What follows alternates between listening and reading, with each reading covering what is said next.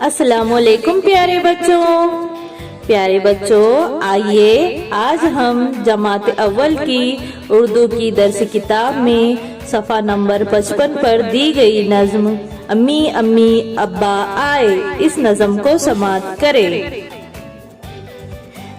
अम्मी अम्मी अब्बा आए, दिल्ली से एक डिब्बा लाए, बर्फी लाए लड्डू लाए, पेड़े लाए लड्डू लाए। मुन्ना है एक अच्छा बच्चा, मुन्ना है एक सच्चा बच्चा, इसने लड्डू पेड़े खाए, भाई और बहनों को खिलाए।